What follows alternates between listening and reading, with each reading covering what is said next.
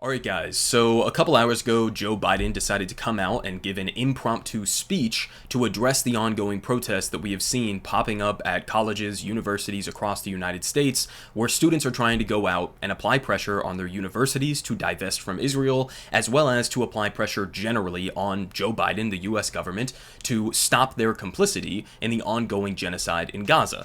And so I just gotta play you guys this first clip. I have a couple of them lined up here. But I want you guys to focus on not only how he, smears and identifies these protests as being largely violent, but also how he defines protests in general. Okay? So let's go ahead and watch this clip. We'll come out the other side. Be clear. Peaceful protest in America. Violent protest is not protected. Peaceful protest is. It's against the law when violence occurs. Destroying property is not a peaceful protest. It's against the law. Vandalism, trespassing, breaking windows, shutting down campuses, forcing the cancellation of classes and graduations. None of this is a peaceful protest. Threatening people, intimidating people, instilling fear in people is not a peaceful protest. It's against the law. Dissent is essential to democracy, but dissent must never lead to disorder or to denying the rights of others so students can finish the semester and their college education. Look, it's basically a matter of fairness. It's a matter of what's right. There's the right to protest, but not the right to cause chaos. Okay, so the main quote that stood out to me from that is dissent can never lead to disorder. So to be clear, what Joe Biden is saying here is not only, again, number one, a lie and a smear that these protests have been largely violent. They've been almost entirely peaceful as any, protest you want to compare it to throughout American history. So not only is he lying about that and smearing the protests in that sense by calling them, violent, but what he's also saying is that in general, aside from what's happening on college campuses, protests can only be peaceful. They can only be allowed, essentially, just so long as they are not disruptive to the status quo in any way, shape, or form. That's what he's saying there. What he's doing is he's conflating, in this instance, like violations of university codes of conduct, or even violations like misdemeanors, violations of the law, like, small level vandalism when they broke a window to get into Hamilton Hall at Columbia, right? He's conflating violations of the law or violations of university codes of conduct with violence. That's what he's doing here. He's saying, oh, you broke a window? Then you're being violent. This is not my understanding of violence. I don't know how you guys would define it, but in my mind, a violent protest would be one in which people are physically harming other people, right? If these encampment protesters were going around and just randomly attacking Jewish students, well, then this would be an entirely different situation. But guess what? That has not been happening. That has not been happening. These protests have been overwhelmingly peaceful until we see Zionist agitators who show up to the protests, like I covered in my video yesterday, and start shooting fireworks into the encampment and start picking fights with people, jumping into crowds, throwing punches, spitting in people's faces. That's what I saw from the Zionist counter-protesters, okay? And I also saw violence from the police. These protests were entirely peaceful until the police showed up, until the pro-Israel counter-protesters showed up. So to then use the current chaos and to pretend as if it was the original anti-war, anti-genocide protesters who instigated any of this is not true. It's just a lie.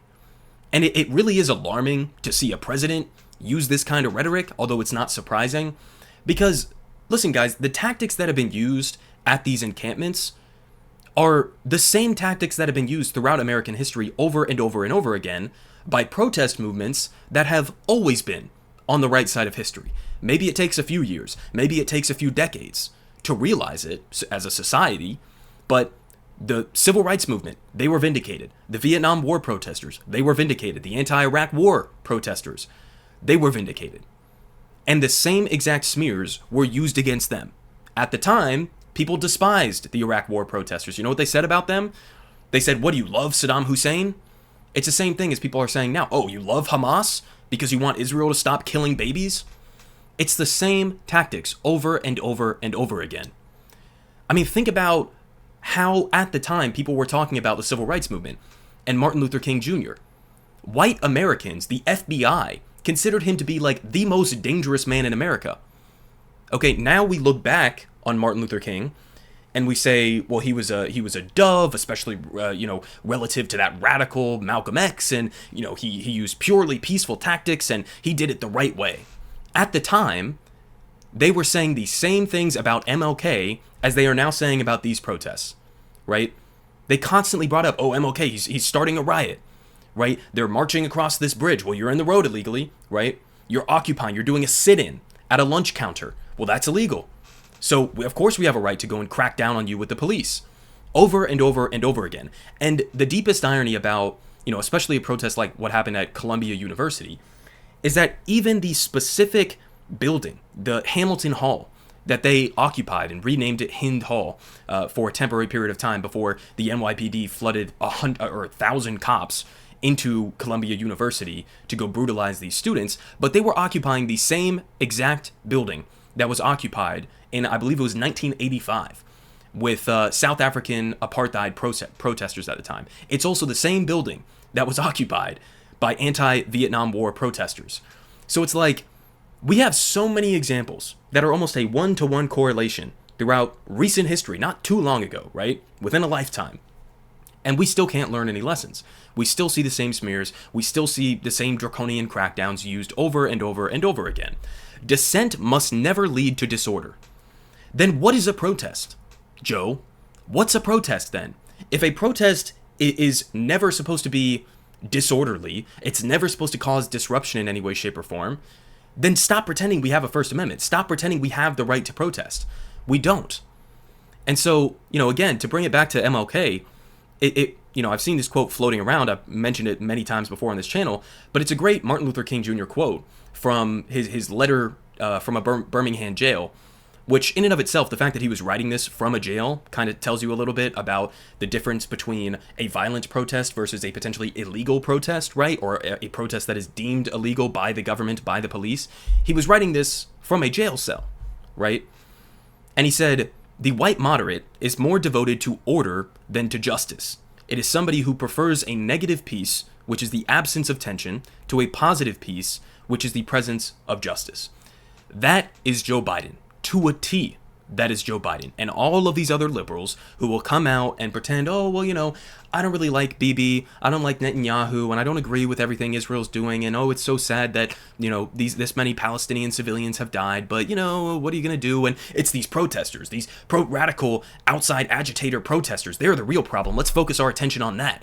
And this radical rise of anti-Semitism and these pro-Hamas Iran proxies that are taking over campuses. Let's focus on that and not the genocide. The people who are doing that, okay, the people who are smearing these protesters right now, you are the white moderate that MLK was talking about here. Again, who prefers a negative peace, which is the absence of tension. That's what Joe Biden is describing here. Dissent must never lead to disorder. The negative peace, which is the absence of tension, instead of a positive peace, which is the presence of justice. That is Joe Biden.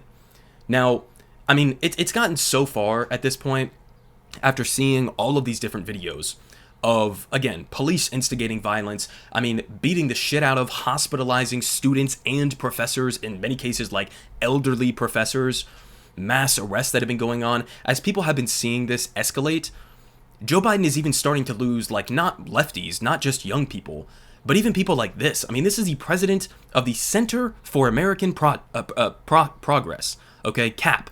This is not a lefty organization. This is a neoliberal organization.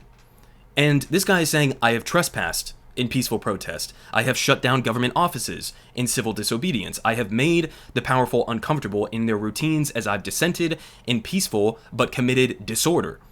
Those are the American traditions of Thomas Paine, David Thoreau, and Rosa Parks.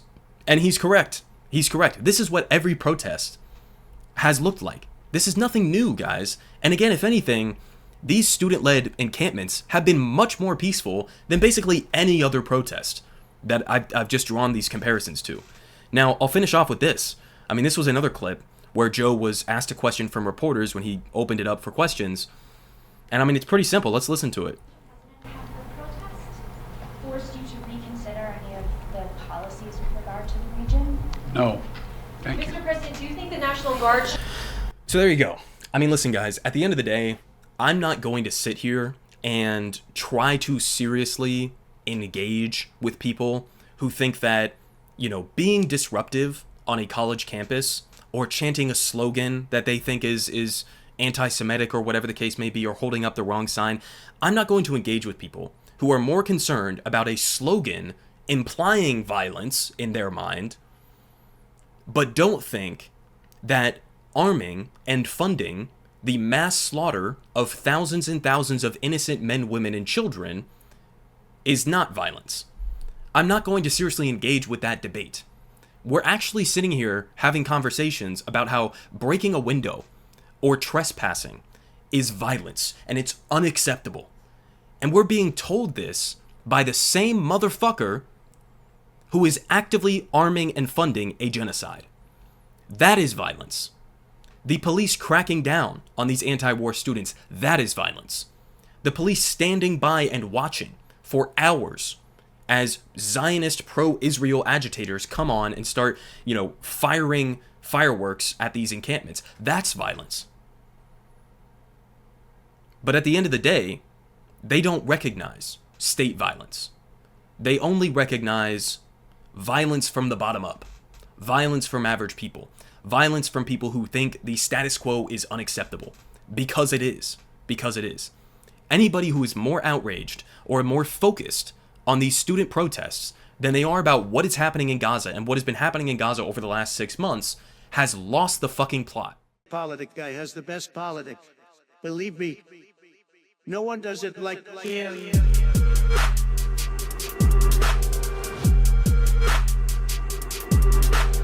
Believe me, everyone is saying